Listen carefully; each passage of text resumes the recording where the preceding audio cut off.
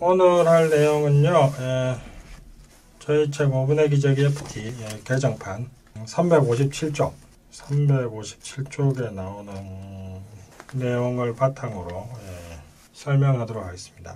357쪽 EFT로 마음을 고치면 병이 낫는 이유. EFT로 마음을 고치면 병이 낫는 이유. EFT로 마음을 고치면 병이 낫느냐? 그 이유에 대해서 이제 설명을 드리는 겁니다. 그리고 357쪽 소제목 엄마 뱃속에서 받은 상처가 평생 건강을 좌우한다. 엄마 뱃속에서 받은 상처가 평생 건강을 좌우한다. 그 다음 소제목 누구나 태아기 기억을 갖고 있다. 357쪽입니다. 5분의 기적 EFT 개정판. 읽으면서 설명드리도록 하겠습니다. 오래전 EFT 워크숍에서 단체로 EFT를 하는데 갑자기 한 40세 기혼 여성이 발작을 일으켰다. 그녀는 평소에 극심한 대인공포증이 있었는데 갑자기 이때 온몸을 부들부들 떨면서 가쁜 숨을 몰아쉬며 펑펑 울고 있었다. 이에 나는 일단 그녀를 강의장 밖의 한적한 곳으로 데려가서 30분 이상 EFT를 해주면서 어떤 생각이 떠올랐는지 물었다. 엄마 뱃속에서 나갈까 말까 고민하고 있어요. 누가 이 아이를 위로해 줬으면 좋겠어요.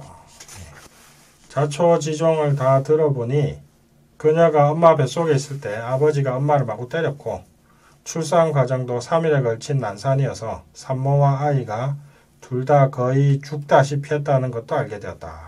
곧 그녀가 태어날 당시의 트라우마가 마침 이때 떠올라서 그녀는 이른바 감정 발작에 빠진 것이었다. 이런 나의 경험담을 들으면서 다들 놀라면서도 약간은 의심이 들 것이다. 뇌가 아직 만들어지지 않은 태아가 어떻게 기억을 해? 라고 말이다. 저도 이런 식으로 배웠어요. 학교 다닐 때 감정도 기억도 없다. 한 3살까지는 기억도 없다. 왜냐면 내가 생성 중이기 때문에. 근데 그렇지 않더라 이거죠. 그 다음 읽어보겠습니다. 하지만 EFT를 하면 할수록 태아기의 기억을 떠올리는 사람을 많이 보게 되었고 결국에는 나도 애초의 편견을 모두 버리고 우리 모두 태아기의 기억을 갖고 있다는 사실을 인정하게 되었다. EFT로 핵심 주제, 곧 병의 원인이 되는 과거 기억을 쭉 찾아 들어가다 보면 내담자들이 종종 한두 살, 심지어 뱃속의 기억까지, 엄마 뱃속의 기억까지 막 떠올려서 말을 하기 때문이다. 나는 인간의 무의식의 이런 특성을 종종 이렇게 설명한다. 내 무의식은 마치 CCTV처럼 나의 모든 것을 다 관찰하고 기억하고 있다. 어느 내담자가 나에게 이런 경험담을 보냈다. 혼자서 EFT를 하는데 처음에는 9살 때를 생각하면서 했는데 하면 할수록 아주 더 어릴 때가 생각났어요. 그러다가 돌이 막 지났을 무렵에 혼자 외할머니에게 맡겨졌던 기억이 났어요. 그러자 점점 몸이 애기처럼 돌돌 말리고 딱 애기들 자지러지게 우는 소리를 내다가 나중에는 정신없이 엄마 엄마 하고 부르면서 울었어요. 현재의 나라는 자아의식이 분명히 있는데 그 자아의식이 저 뒤로 물러나 있고 대신에 돌이 지난 아기가 의식 전면에 나와 있는 느낌이었어요. 그래서 나 왜 이러지 하는 생각이 분명히 드는데도 몸은 계속 정신없이 울고 있었어요. 자, 이게 이제 중요한 건데 그러니까 이제 이런 식으로 어렸을 때 상처받았던 그 기억들이 무의식에 다 저장돼 있고 그 느낌이 갑자기 의식의 표면으로 확 올라오면은 나는 마치 그때로 돌아간 것처럼 그때 애가 된 것처럼 어쩔 줄 몰라 하고 울고 불고 무서워하고 두려워하고 그렇게 된다 이거죠. 자, 이게 지금 사례가 2개 나왔는데 제가 상담하고 치료해드린 분이 수천 명이 넘거든요. 개인 상담, 집단 상담, 강의 이런 거 통해서 대충 세어보면 수천 명 했으니까 이제 적지 않은 숫자죠. 근데 수천 명을 하면서 이런 일이 계속 일어나는 겁니다. 심지어 어떤 분은 엄마 뱃속에 있던 내 모습이 갑자기 떠올랐어요. 뭐 이런 사람도 있고, 하다 보면 이제 문득문득 떠오른다 이거죠. 그러면서 이제 이게 이제 제가 깨달은 게 뭐 크게 두 가지가 있는데, EFT라는 게 일종의 이제 무의식으로 들어가서 무의식을 보여주는 뭐 일종의 뭐 내시경 같은 그런 역할을 하는구나. 일종의 내시경이다 이거죠. EFT는 그 뭐 위 안 좋은 분들 위 내시경하고 대장 안 좋은 분 대장 내시경 하잖아요. 그 내시경처럼 뭐 우리도 뭐 EFT에 바로 그런 내시경 역할을 한다 이거죠. 다들 마음을 갖고 있는데 그 마음에 어떤 게 있고 그 마음에 뭐가 있어서 내가 이렇게 되는지 잘 모르시잖아요. 뭐 저도 잘 몰랐고 다들 모르시는데 근데 이제 뭐 그걸 또 알 방법도 뭐 별로 없잖아요. 뭐 예. 근데 이게 EFT를 하다 보면은 지금 나의 심리적 육체적 문제를 일으키는 것과 관련된 그런 것들을 쑥쑥 찾아내더라 이거죠. 마치 내시경처럼 쑥 들어가서 지금 한 살 때 무슨 있었네. 엄마 뱃속에 있을 때 무슨 있었나 이런 식으로 떠오르더라 이거죠. 이게 참 EFT의 강력한 효과고요. 그래서 뭐 여기서 간단하게 말씀드린다면 뭐 EFT는 강력한 마음의 내시경이다. 뭐 이게 이제 제가 지금 말씀드릴 수가 있고 이게 첫 번째고 EFT는 강력한 마음의 내시경이다. 두 번째는 EFT를 하면서 온갖 사람들의 마음을 뭐 제 마음도 들여다보고 온갖 수천 명의 사람들의 마음을 들어가 봤죠. 그러면서 또 느낀 거는 내가 기억하든 못하든 우리의 무의식은 나의 삶을 전부 다 기억하고 있더라 이거죠. EFT 하다 보면 온갖 기억이 다 떠오르거든요. 예. 그래서 이제 EFT는 그래서 두 번째는 EFT는 우리의 무의식은 CCTV다. 예. CCTV다. CCTV처럼 내 모든 것을 기억하고 있다. 자동차 블랙박스처럼 다 기억하고 있다. 예. 그래서 이 두 가지 특징을 이해하는 게 중요합니다. 다시 한번 반복하겠습니다. 첫 번째, EFT는 마음의 내시경이다. 두 번째, 무의식은 CCTV다. 모두 다 기억하고 기록하고 있다. 이 두 가지를 이해하시면은 그 다음 것들이 이제 이해하기 쉽습니다. 다시 본문으로 돌아가서 나는 수많은 EFT 경험 끝에 인간은 모두 태아기의 기억을 갖고 있다는 사실을 깨달았고 그 뒤에는 혹시나 나의 이런 경험을 객관화시켜줄 다른 자료가 없는지 검색해 보았다. 그러다가 일본의 한 산부인과 의사가 쓴 아기는 뱃속의 일을 기억하고 있다라는 책을 발견했다. 이거는 시안티 출판사에 나온 건데 제 책에 책 출판사 저자 적어놨으니까 한번 보실 분은 보십시오. 제목 자체가 바로 내가 알고 싶은 주제라 바로 주문했고 그 내용도 아니나 다를까 내 생각이 틀리지 않음을 다시 한번 확인시켜 주었다. 다음에 간략하게 그 책의 인상적인 내용을 한번 말해보자. 1. 태아에게도 의식과 기억이 있다. 2000년에 2살에서 7살 아이가 있는 72명의 엄마들에게 저자가 물었다. 그랬더니 절반 이상이 자신의 아이가 태아기를 기억한다고 말했다. 뱃속에서 태동이 너무 없었던 4살 9개월 아이에게 한 엄마가 물었다. 왜 뱃속에서 그렇게 움직이지 않았니? 아이가 말했다. 엄마가 아파요 했어요. 엄마가 너무 가여웠어요. 그래서 움직이지 않았어요. 이 엄마가 이에 기억을 더듬어 보니 이 아기를 뵀을 때 너무 힘들어서 태동 있을 때마다 아파요. 너무 움직이지 마 라고 했던 게 생각났다. 어떤 아이는 뱃속에서 아빠가 불렀던 노래를 기억해냈다. 코끼리야 코끼리야 너는 코가 길구나. 아빠는 자주 이런 노래를 흥얼거렸다고 한다. 엄마 뱃속에서 아빠가 흥얼거리던 노래를 들었고 그게 이제 나중에 태어나서 기억하더라 이거죠. 이건 우연일 수가 없죠. 2번 아기는 출산 과정의 고통을 기억한다. 아기들은 이런 말을 했다. 아팠어요. 무서웠어요. 나는 머리부터 나왔어. 문을 하나하나 열고 나왔어. 난산을 경험했던 아이는 이렇게도 말했다.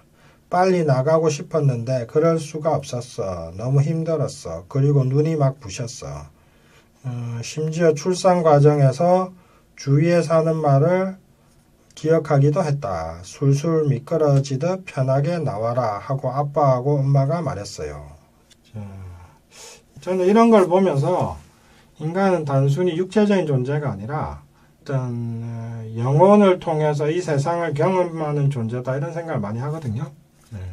뭐 이것과 관련해서 또 지금 제가 생각난 게 있는데 버니 시겔의 러브 메디신 미러클이라는 책이 있는데 러브 메디신 미러클 번역하면 사랑, 치유, 사랑, 치료, 기적 이 정도 되겠네요.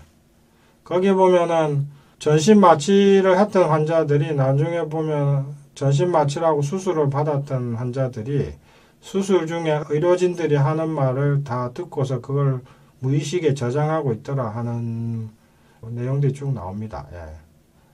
그래서 수술 중에서 환자에 대해서 안 좋은 말 하고 들은 환자들 깨어나서도 막 상태도 안 좋고 해서 이제 나중에 쭉 무의식을 탐구해 보면은 수술 중에 의사가 이 사람 낫겠냐 이 사람 왜 이렇게 생겼냐 이런 안 좋은 말 들었던 기억들이 있더라 이거죠.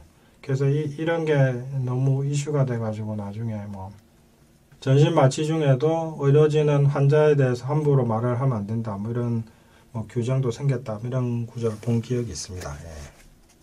하여튼 그 전신 마취도 똑같은 거예요. 전신 마취라는 건 신경을 마취하기 때문에 신경 기능이 일단은 마비가 되는 거거든요.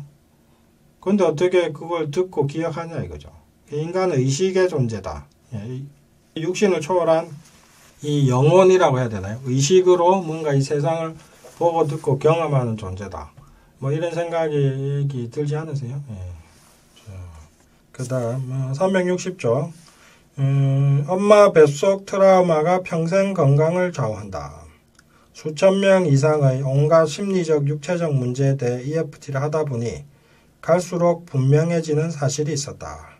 EFT를 하면 할수록 태아기의 경험을 누구나 무의식에 갖고 있고 그때 받은 상처가 평생 건강에 영향을 준다는 것을 거듭거듭 경험하게 되면서 나는 이런 결론을 내리게 되었다.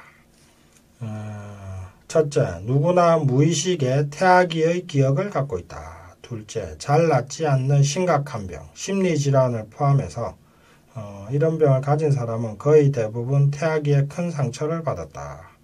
세 번째, 태아기에 받은 상처가 마음과 몸을 포함한 평생 건강에 영향을 준다. 네 번째, EFT로 태아기의 기억을 지우면 엄청난 치유력이 생긴다. 이게 이제 제가 수많은 분들 EFT 해주면서 이제 깨닫고 발견한 건데, 처음 이런 결론에 도달했을 때 나는 노벨상을 받을 만한 발견이라도 한 것처럼 기뻤다. 그러나 얼마 안 가 다시 이런 의문이 생겼다. 수많은 누적된 경험으로 이런 결론에 도달했는데 과연 이것이 나만의 독단이면 어떡하나. 그래서 나의 이런 경험을 뒷받침할 이론이 혹시 없는지 다시 아마존과 구글을 통해, 아마존은 인터넷 서점이죠. 미국의 인터넷 서점. 그다음에 구글을 통해 온갖 검색을 하다가 마침내 태아 프로그래밍이라는 이론을 발견했다. 이것은 완벽하게 나의 이론이 옳음을 증명해 주는 것이 아닌가. 그 다음에 이제 태아 프로그래밍에 대한 설명이 나옵니다. 1960년대까지 서구의 의학계에서는 태아가 외부 환경으로부터 완벽하게 보호받는다고 생각했다. 이 보호에는 영양과 심리적 영향도 모두 포함되어서 엄마가 심리적으로 힘들고 영양이 부족하더라도 아기는 별 영향을 안 받는다고 믿었다. 그래서 심지어 과체중 산모들은 담배나 술을 약간씩 하는 게 좋다는 조언을 의사에게 받을 정도였다.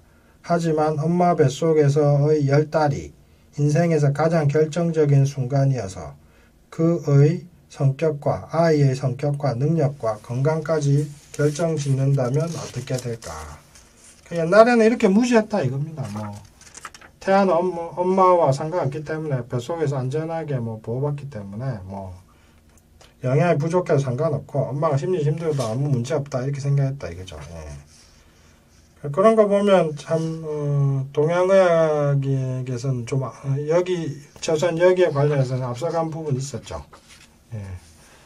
태교의 중요성을 엄청 강조하거든요. 이제 한의학에서는. 그리고 태교에 관한 전문 서적도 일찌감치 나와 있었고. 예. 그러니까 뭐 현대의학이나 서양의학이 항상 옳은 게 아닙니다. 이런 거 보면은. 그 다음 362조 1980년 초 데이비드 베이커라는 의사는 영국의 가장 가난한 지역에서 심장질환 발병률이 가장 높다는 특이한 사실을 발견한다. 심장질환의 주 원인은 비만과 운동 부족이라고 기존 의료계에서는 보아서 심지어 부자들의 병이라고 불리고 있었기 때문이다. 베이커는 무려 13,000명을 조사해서 한 가지 분명한 사실을 확인한다. 저체중으로 태어난 신생아가 중년에 심장질환에 걸릴 확률이 훨씬 높다. 그는 이런 저체중의 원인을 모체에서 찾아서 이런 가설을 세웠다. 임신한 여성의 영양상태가 좋지 않으면 태아가 작게 태어난다. 심장질환의 원인은 태아기에 있을지 모른다. 그래서 1980년 초 데이비드 베이커라는 의사에서 처음으로 태아기 때 상처와 심장질환이 태아기 때의 이 굶주림과 관련이 있을지 모른다라는 가설이 처음 생겼다 이거죠. 이 가설은 1990년대까지 베이커 가설로 불렸고 태아 프로그래밍 이론의 효시가 된다.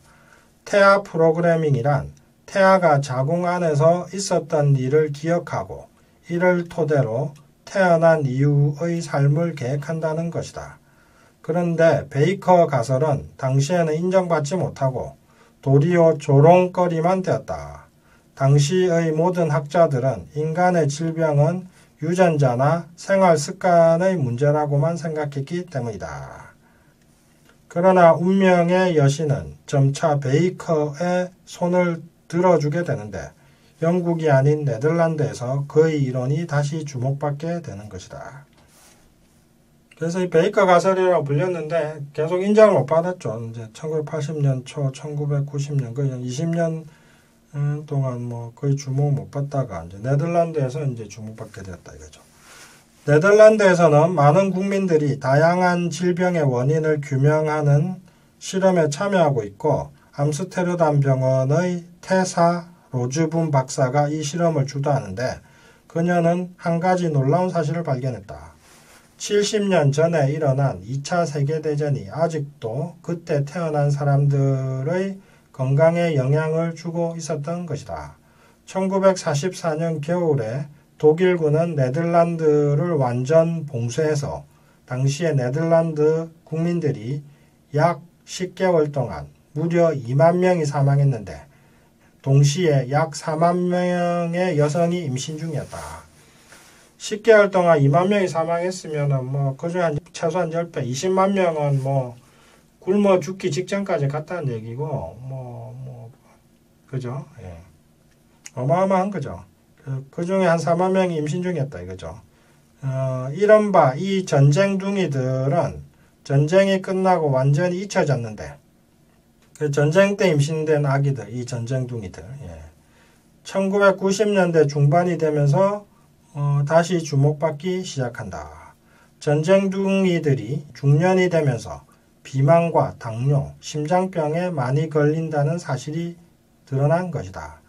참고로 네덜란드는 완전히 선진국이라 당시의 우리나라와 달리 모든 국민의 출생 및 의료 기록이 병원에 그대로 남아있어 이러한 사실이 쉽게 발견되었다.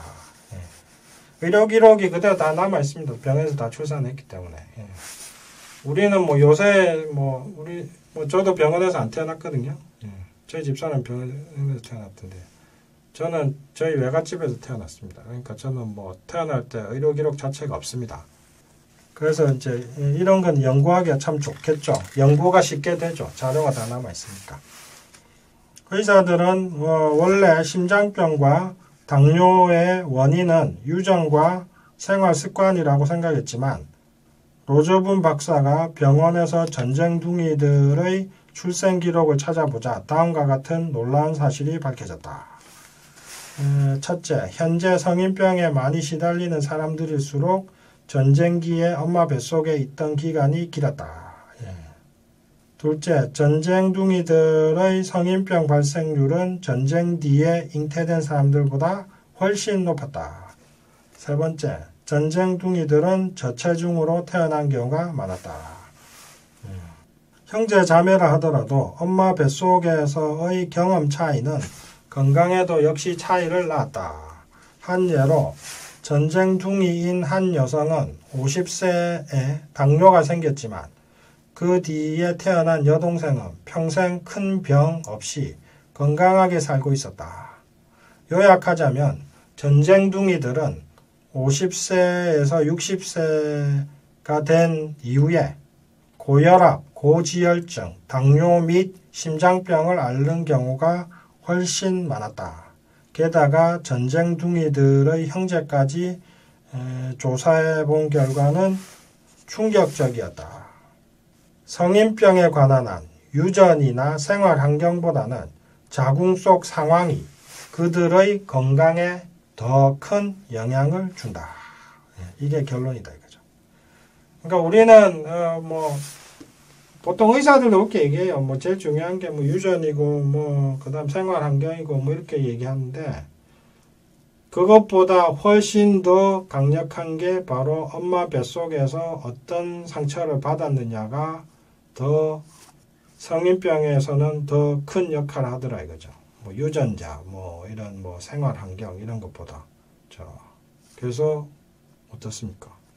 제가 이제 왜 태아 프로그램을 발견하게 됐냐면 저도 온갖 병을 다 치료하니까 심리질환, 허리 디스크, 척추 협착증, 섬유 근통, 암, 쭉 하다 보면 5년 저한테 오시는 분들이 기본적으로 5년, 10년씩 앓은 분들도 많아요. 20년, 30년 됐다 이런 분들도 많고 참다가 안 돼가지고 아니면 온갖 치료 다 해보다가 안 돼가지고 오시는 분들이기 때문에 그래서 그런 분들 쭉 하다가 보면은 전부 이런 엄마 뱃속 트라우마가 나오더라 이거죠. 안 낫는 병을 갖고 있는 사람들은 전부 다 이런 걸 갖고 있더라 이거죠. 제가 수천 명을 해보니까 그래서 제가 이제 엄마 뱃속 트라우마가 중요하구나. 이게 만병의 근원이구나 하는 것을 이제 깨닫게 된 거죠. 똑같은 상처를 받는데 그 상처의 영향력은 나이에 따라 다릅니다. 어릴 때 받은 상처일수록 영향력이 큽니다. 그래서 엄마 뱃속에서 똑같이 엄마 아빠가 싸웠다 이거죠. 근데 내가 30살 돼서 엄마 아빠 싸운 걸 봤을 때 하고 20살 때 본 거하고 10살 때 본 거하고 5살 때 본 거하고 엄마 뱃속에서 엄마 아빠 싸우는 거 본 거하고 차이 똑같이 싸우는데 그 충격의 크기는 다르다 이거죠. 내가 어렸을 때 똑같은 상처라 하더라도 객관적으로 볼 때는 내가 어렸을 때 받은 상처가 훨씬 더 큽니다. 그래서 엄마 아빠 똑같이 싸웠는데 20살 때 받은 상처가 영향력을 10이라고 한 것 같으면은 그게 엄마 뱃속에서 그 상처를 똑같이 받는다 할 것 같으면 곱하기 100입니다. 1000입니다. 1000. 곱하기 100, 곱하기 1000, 곱하기 1000. 그렇게 된다고 보시면 됩니다. 그래서 거의 어마어마한 충격을 줍니다. 어렸을 때 받은 상처들은. 일단 오늘은 여기까지 하고요. 다음 시간에 또 이어서 하도록 하겠습니다. 안녕히 계십시오. 감사합니다.